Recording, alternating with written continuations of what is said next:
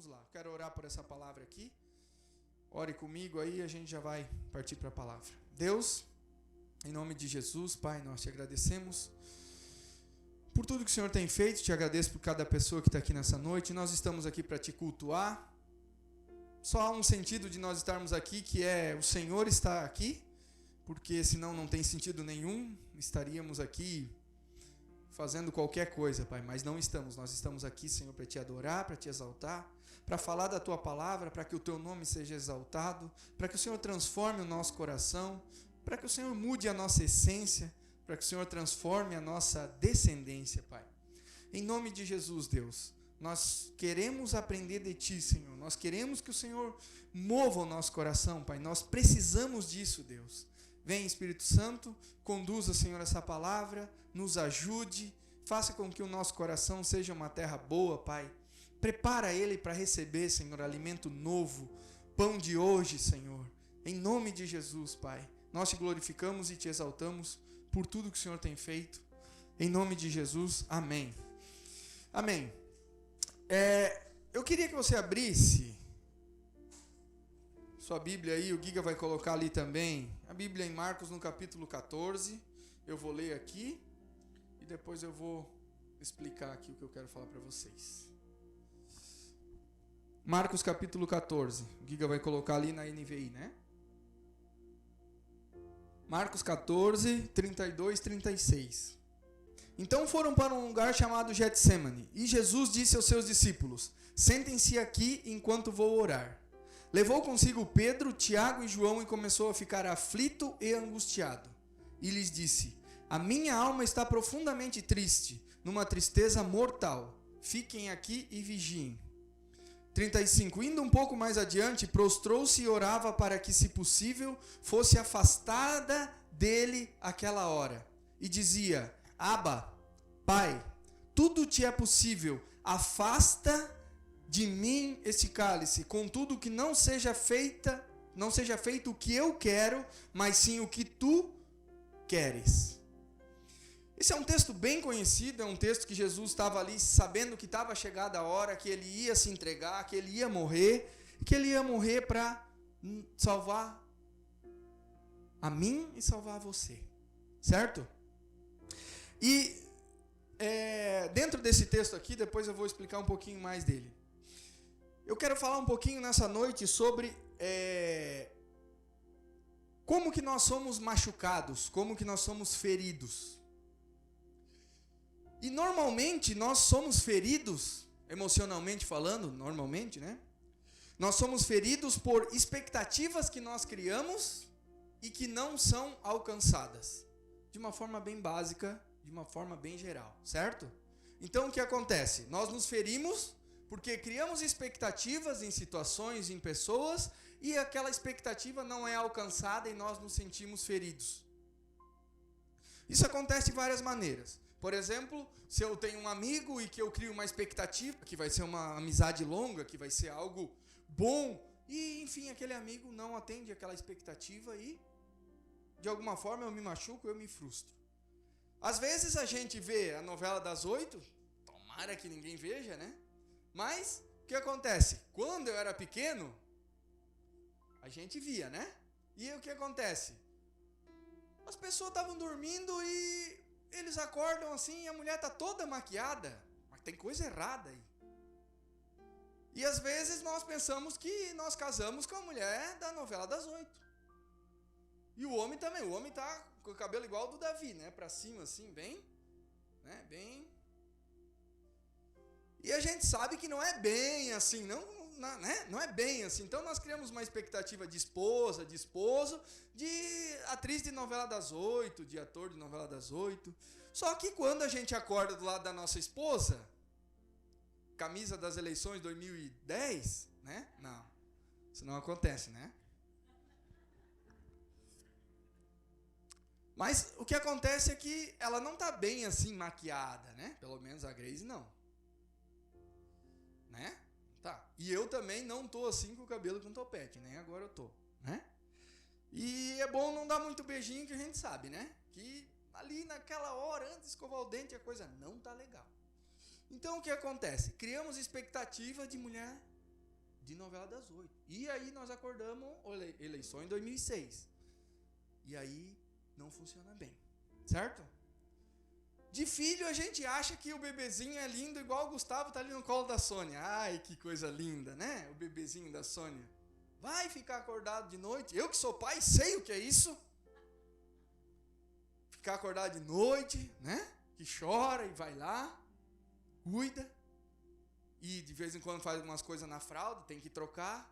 É lindo o Gustavo quando vem aqui, mas quando acorda de noite ele não acha tão lindo assim. Então vai criando expectativa, continua sendo lindo, né, Sandra? Mas não tão lindo assim, porque agora ele está bem cheiroso. Agora ele está com cheirinho daquele perfume mamãe e bebê. Mas não é assim que ele está quando alguma coisa tem na fralda, né?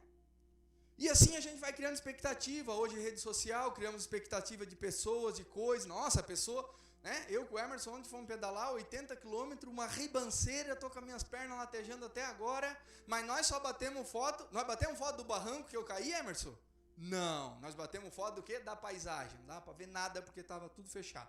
Mas o que está lá na rede social? O Emerson bem bonito, né? Não tá nós caído lá, quer dizer, eu caído, e não tá o Emerson fugindo dos cachorros. Tinha um cachorro que queria pegar ele quase caiu. Não tá isso, gente, não tá. Mas tá o quê? Eu com o Emerson sorrindo para a foto. O que é isso? Gente, se lascou, tá? Se lascou. Eu falei pro Emerson, eu acho que nós dois temos que procurar ajuda, porque nós dois não estamos muito bem certos, né? Então, esse tipo de coisa. Então se vende paisagem, se vende, né, bonito, beleza. Nossa, coisa linda. Nós estamos aqui no culto, então, né? Ninguém viu que o louvor deu uma erradinha ali, ninguém viu, né? Mas na foto do Facebook, do Instagram, vai estar lindo, né? Então, assim, são expectativas que criamos e quando vai ver a vida real não é bem assim. Então nós precisamos equilibrar essas coisas, né? E tratando de Deus, eu estou falando isso por quê? Porque se tratando de Deus, nós criamos expectativas também em relação a Deus. E onde estão nossas expectativas? Como nós criamos nossas expectativas em relação a Deus? E aí é muito fácil a gente atrelar a Deus à referência que nós temos da vida. Nós atrelamos Deus às pessoas que nos ajudaram a nos criar, nosso pai, nossa mãe. E aí nós vamos atrelando a um monte de coisa. Só que na Bíblia, a Bíblia, que é a nossa referência, ou deveria ser a nossa maior referência de todas, a Bíblia fala, num capítulo 14, versículo 6 de João, fala bem assim: eu sou o caminho, a verdade e a vida. O que a Bíblia está nos dizendo? A Bíblia está dizendo assim, ó, toda referência que você e eu, que nós devemos buscar e ter em relação a Deus, deve estar nessa pessoa que está dizendo, eu sou o caminho, a verdade e a vida. A referência que eu tenho que ter em relação a Deus, sobre quem Ele é, está em Jesus. Porque quem fala essa frase é Jesus. Eles estão questionando várias coisas de Jesus. Pedro está dizendo, eu vou contigo até o fim. Eles estão dizendo, para onde tu vai? No texto. E Jesus está dizendo, calma, eu vou dizer. E aí Pedro fala para Jesus, não, eu vou contigo até onde tu fores. E aí Jesus fala para Pedro, Pedro, tu vai me negar 3 vezes antes que o galo cante. Pedro, calma, um pouquinho menos, Pedro. Então Jesus está dizendo assim, a referência de Deus, vocês têm em mim. Amém? A referência de Deus, vocês têm em mim. Então, quando nós olhamos a Bíblia, e nós estudamos a Bíblia, e nós aprendemos sobre a Bíblia ela tem um sentido, um sentido central, a Bíblia. O âmago da Bíblia, o coração dela, o centro da Bíblia, se chama Jesus. Quando nós olhamos o Novo Testamento em Gênesis, depois eu vou falar um texto de Gênesis e vou falar um texto de Apocalipse, para que vocês entendam que de Gênesis a Apocalipse, a Bíblia aponta para Jesus. E a nossa referência de Deus, ela não deve ser, claro que tem muitas pessoas que a gente aprende, né? Mas ela não deve ser de redes sociais, a nossa referência de Deus, ela deve ser da Bíblia, da própria Bíblia, que o âmago dela é Jesus. Amém? Certo? E aí quando a gente lê o texto que eu falei, que é o Marcos 14, e ele fala assim, Jesus fala no 34, eu lhes disse, a minha alma está profundamente triste. Jesus estava triste. Amém? A minha alma está profundamente triste, numa tristeza mortal. Fiquem aqui e vigiem. Jesus foi orar, né? Indo um pouco adiante, prostrou-se e orava para que, se possível, olha só, se possível, fosse afastada dele aquela hora. O que que Jesus estava, para que Jesus foi orar?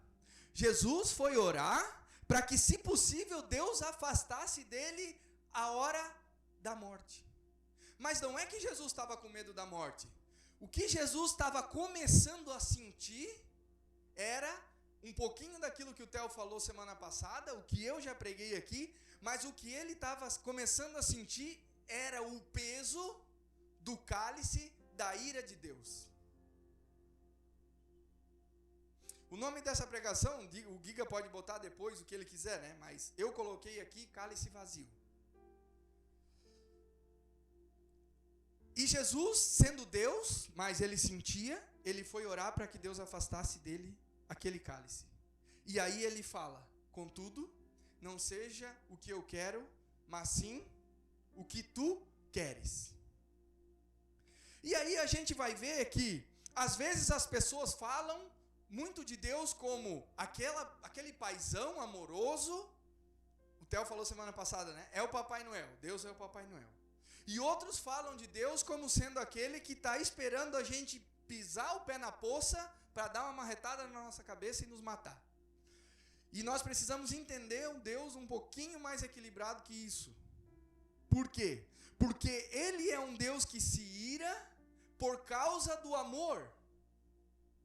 Eu quero repetir isso e eu quero que você preste bem atenção. Olha só. O Deus que nós servimos, Ele se ira justamente por causa do amor que Ele tem por mim e por você. E talvez isso é difícil de entender. Deixa eu dar um exemplo para você. Digamos que uma pessoa que você ama muito, vamos pegar aqui que pode ser, vou pegar que seja o seu esposo, certo? Digamos que o seu esposo ou a sua esposa. Você ama muito, só que essa pessoa, ela tem um problema de saúde, ela tem um problema que se chama diabetes. Só que não é uma diabetes assim muito tranquila, é uma diabetes bem grave. Eu não sei quais são os níveis de diabetes, tá? Só peguei um exemplo aí, certo? Então essa pessoa, ela tem um problema com diabetes. E aí você acorda de madrugada e bota a mão do lado e vê a pessoa não está aqui. Você dá falta dela. E você vai à cozinha, o que aquela pessoa está fazendo? Ela está dando uma de Daniel lá. Ela foi assaltar a geladeira de madrugada para comer um pedaço assim de bolo. O Daniel, ele só come bolo se for de 2 quilos para cima. Então, um pedaço assim de bolo, aquela pessoa, mas ela tem problema grave de diabetes, certo? E ela está de madrugada comendo bolo. Como que você vai ficar? Aquilo pode comprometer a saúde dela, certo? E diabetes é algo bem grave. Eu ficaria bem chateado, irado, bravo com essa pessoa. Por quê? Porque eu me importo com ela. Você ia ficar bravo porque ou você ia dizer, nossa, que legal ele está comendo bolo. Não, ninguém ia fazer isso. Você ia dizer, de novo você está comendo esse bolo? De novo você está comendo, você não sabe que não pode?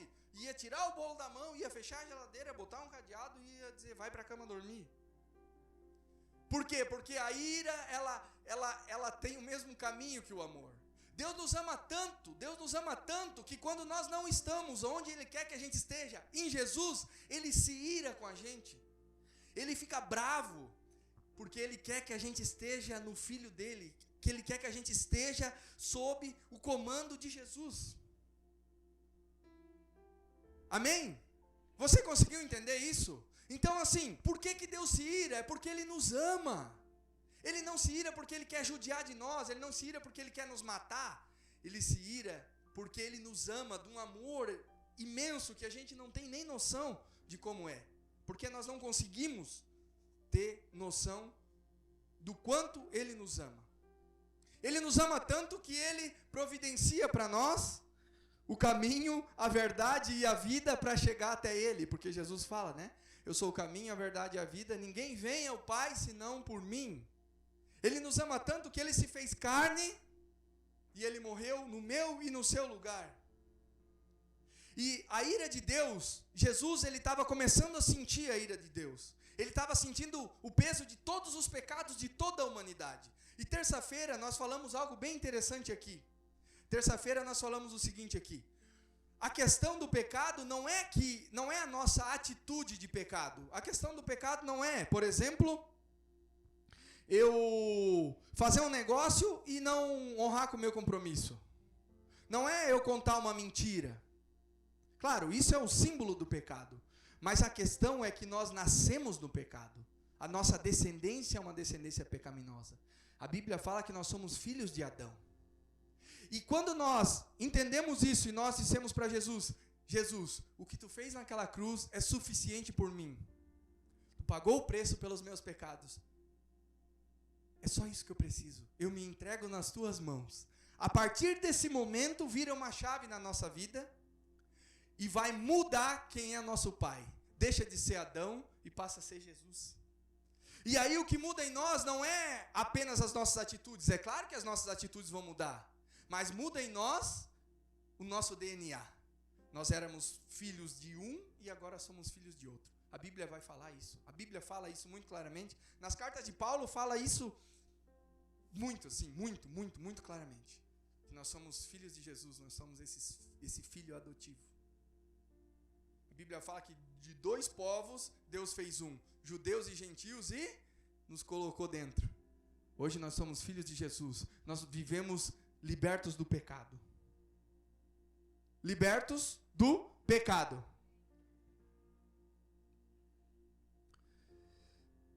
E quando Jesus, então, ele começa a ver que toda a ira de Deus ia vir sobre ele, a questão que mais pega é que ele ia ter um instante de separação de Deus. Morte significa separação. E ele ia ter um instante de separação de Deus. E eu acredito que era isso que mais doía nele. Eu acredito que era isso que estava corroendo o coração dele. Porque ele não queria, porque ele sendo Deus, ele era Deus e ele não queria. Mas ele foi, mesmo assim. Ele disse que não seja feita a minha vontade, mas sim a tua.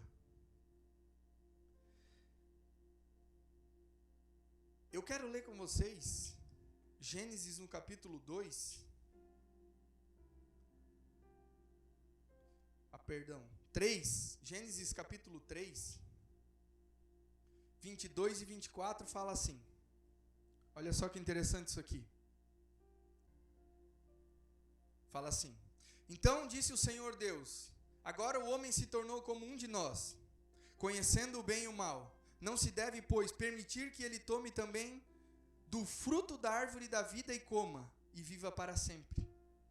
Por isso o Senhor Deus mandou embora do jardim do Éden para cultivar o solo do qual fora tirado.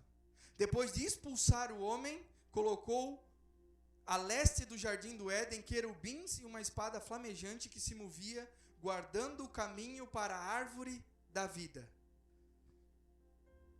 Aqui em Gênesis, o homem peca e Deus, ele diz assim, agora eu vou tirar vocês do jardim, era para vocês viverem num jardim, e agora eu vou tirar vocês dali e vou colocar um anjo guardando a árvore, que se vocês comerem do fruto, vocês serão eternos. A partir do momento que o homem pecou, se o homem vai e come essa árvore da eternidade, desse fruto da árvore da eternidade, muitos comentaristas dizem que a partir desse momento, o homem ia ter uma vida eterna, só que uma vida eterna de pecado. Vocês conseguem entender isso? E aí o que Deus faz? Ele guarda essa árvore e diz, não, vocês não podem mais. E aí o que acontece? Deus manda Jesus para que pudesse reconciliar, e ele guarda, aqui fala no texto, né? Guardando o caminho para a árvore da vida. E quando Jesus vem e diz, eu sou o caminho, eu sou a verdade e eu sou a vida. Jesus, ele vai restaurar esse instante. Agora o homem não vai mais comer da árvore da vida e viver eternamente em pecado. Em Jesus, o homem faz parte de Jesus, Jesus faz parte da nossa vida, nós colocamos nossa vida nele, e a partir do momento que nós colocamos a vida nele, a Bíblia fala que nós vivemos a partir de agora uma vida eterna. Mas não mais uma vida eterna em pecado, nós viveremos uma vida eterna com Jesus. Vocês conseguem entender isso? Então Jesus, ele vem, aqui Deus afasta, e Jesus vem restaurar esse tempo, o tempo de de vida. E olha só o que fala em Apocalipse, no capítulo 22 e verso 2. Olha só. Eu falei para vocês que eu queria falar de Gênesis e de Apocalipse, né? Olha só. Apocalipse 22 e versículo 2. Fala assim: no meio da rua principal da cidade, de cada lado do rio, estava a árvore da vida, que frutifica 12 vezes por ano, uma vez por mês. As folhas da árvore servem para a cura das nações. Vocês conseguem entender isso, gente? Em Gênesis, Deus diz assim, não, a árvore da eternidade vocês não têm mais acesso, porque se vocês comessem, vocês seriam eternamente pecadores. Eu vou providenciar restauração para vocês. Deus providenciou restauração. Em Jesus ele manda essa restauração. Está aberto o caminho de volta. Está aberto. E assim, Jesus ele não disse, o caminho é por ali. Ele fala, eu sou o caminho. Jesus não mostra o caminho. Sérgio, pega aqui a 28 de agosto e pega a rodovia e vai por ali. Não, ele fala assim, vem comigo.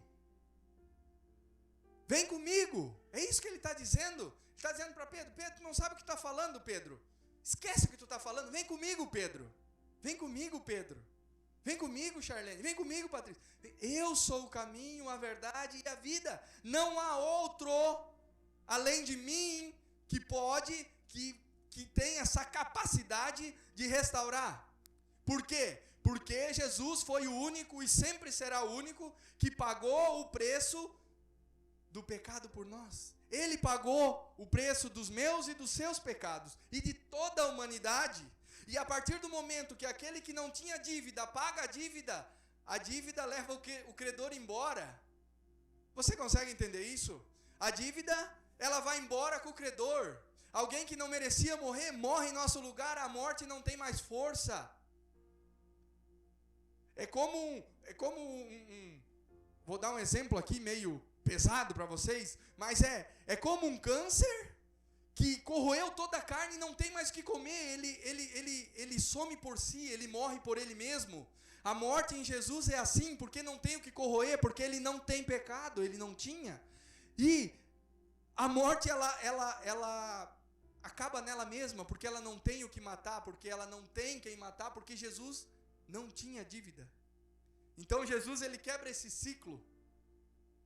Ele quebra esse ciclo. E eu comecei falando sobre expectativa aqui. Expectativa eu comecei falando e dando exemplo de expectativa. Por que eu comecei falando isso? Porque Jesus, olha só, Jesus ele tinha uma expectativa quando ele veio sobre a morte dele, certo? Nós temos expectativa sobre muitas coisas da nossa vida. E Jesus, ele sabia, ele veio para morrer. Só que quando chega a hora, dói. Quando chega a hora, ele começa a sentir. Quando chega a hora, ele começa a ver que o negócio é pesado, que a coisa é muito pesada. Ele começa a sentir, tanto é que ele vai orar para que Deus afastasse dele aquele cálice. Mas ele diz que não seja feita a minha vontade, mas a tua. E ele entende que a distância, olha só, a distância entre a expectativa e a realidade é ele mesmo. Jesus, ele diz assim, que não seja feita a minha vontade, mas que esse algo real que esse algo real seja a minha morte naquela cruz. Eu quero dizer para você nessa noite o seguinte: eu não sei qual foi a sua expectativa, qual foi a sua frustração, eu não sei. Mas a diferença entre a expectativa e a realidade, deposite, coloque em Jesus, porque você vai estar fazendo a vontade de Deus e você vai estar fazendo a melhor coisa da sua vida em todo o tempo. Não deixe com que as circunstâncias corroam o seu coração. Coloque a circunstância nele. Foi isso que Jesus fez. Ele disse: eu estou orando, porque Jesus não era hipócrita, ele estava sentindo dor. E ore em relação às coisas que você se decepciona. E ore das coisas que você criou uma expectativa e aquilo não funcionou. Coloque diante de Deus. Mas que a sua dependência de realidade, que a minha, seja Jesus. Porque foi isso que ele fez. Ele disse: Deus, não seja feita a minha vontade, a tua, mas eu vou seguir o caminho que tu tens para mim, independentemente do preço que eu tenho que pagar por isso. Amém? Então, olha só, fica com isso nessa noite. Giga, coloca lá, Giga. Não precisa abrir você agora. 2 Coríntios 5,18, fala assim o texto. Tudo isso provém de Deus, que nos reconciliou consigo mesmo por meio de Cristo e nos deu o mistério da reconciliação. Ou seja, que Deus em Cristo Jesus estava reconciliando consigo o mundo, não levando em conta os pecados dos homens, e nos confiou a mensagem da reconciliação. Nós somos reconciliados. Lembra o que diz lá em Apocalipse? Que ele está resgatando todas as nações, que ele é um rio de água viva. Coloque toda a sua expectativa em Jesus. Eu sei que isso é bem difícil, mas está aqui a minha expectativa, a realidade está aqui. Esse meio aqui, que seria a minha frustração, coloque em Jesus. Jesus, eu deposito em Ti, porque não teve coisa pior do que levar todos os nossos pecados. Ainda assim ele dependeu do Pai. Ainda assim ele dependeu do Pai. E ele cumpriu o propósito dele comigo e com você. Amém? Eu sou o caminho, a verdade e a vida. Ele não apontou o caminho, ele é o caminho. Não dá para ir para o caminho sem ele, tá? Não dá. Ele faz parte, ele é o caminho, ele é a verdade e ele é a vida. Ele é e ele é. O caminho, a verdade e a vida. Deixa eu ver aqui, o que eu coloquei aqui sobre isso. Ele é um caminho de verdade que gera a vida. Um caminho de verdade que gera vida. Amém? Vamos colocar de pé? Vamos orar por isso?